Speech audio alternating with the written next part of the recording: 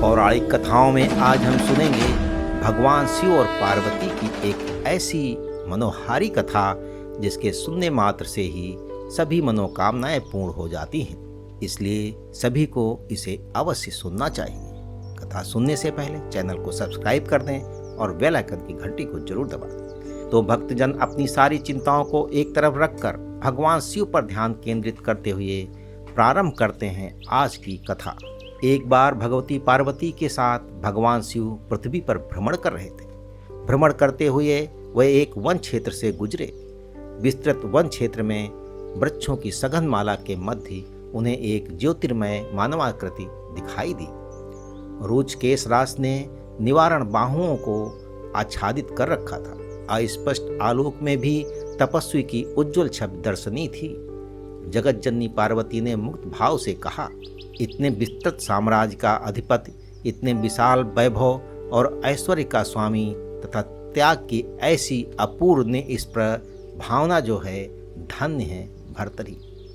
भगवान शिव ने आश्चर्य भंगिमा से पार्वती को निहारा। क्या देखकर इतना मुग्ध हो उठी है देवी? पार्वती बोली, तपस्वी का त्याग भाव और क्या। शिव बोले, अच्छा, लेकिन मैंने तो कुछ और ही देखा है देवी। तपस्वी का त्याग तो उसका अतीत था। अतीत के प्रति प्रतिक्रिया अभिव्यक्ति से क्या लाभ? देखना ही है तो आप इसका वर्तमान देखती। पार्वती ने ध्यानपूर्वक देखा। तपस्वी के निकट 3 वस्तुएं रखी थीं। तीनों भौतिक वस्तुएं थीं। संग्रह का मोह दर्शाते हुए एक पंखा, एक जलपात्र और एक शीश आलंबक यानी कि तकिया। वस्तुओं को देखकर पार्वती ने खेद भरे स्वर में कहा, प्रभु, निश्चय ही मैंने प्रतिक्रिया अभिव्यक्ति में शीघ्रता कर दी। ये सुनकर शिव मुस्कुरा उठे। फिर दोनों आगे बढ़ गए। समय बीता, साधना गहन हुई, बोध भाव निखरा, वैराग्य घनीभूत हुआ तो भर्तरी को आभास हुआ, अरे मेरे समीप ये अनावश्यक वस्तुएं क्यों रखी हैं?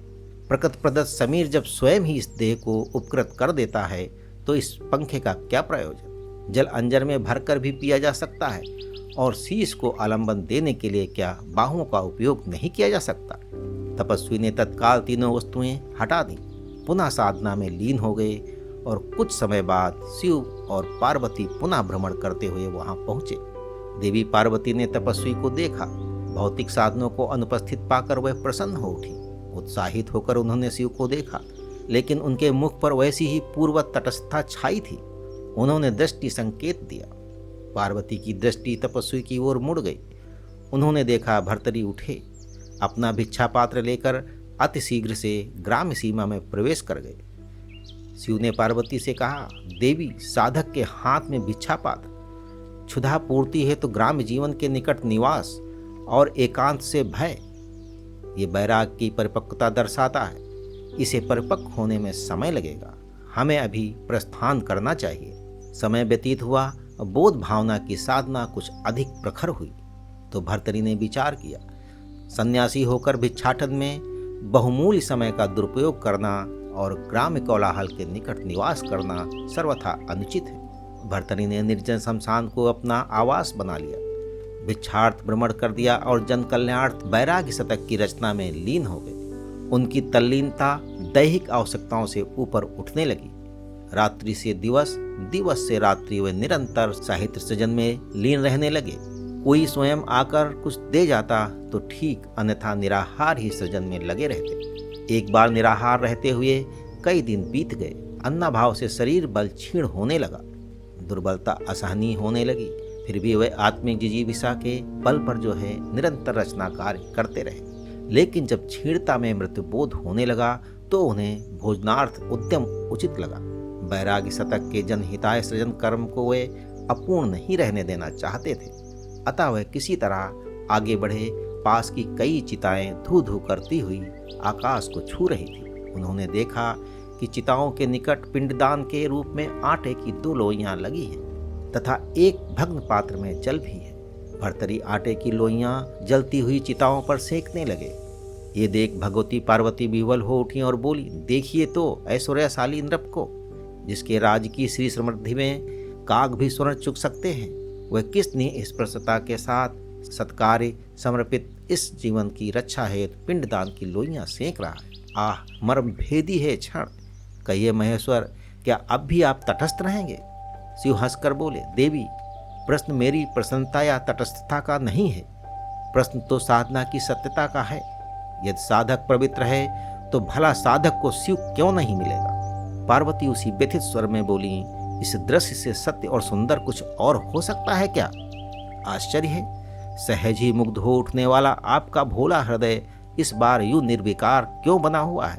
देवी, व्यथित ना हो, आप स्वयं चलकर साधक की साधना का मूल्यांकन करें और तब निर्णय लें तो अधिक श्रेयस्कर होगा।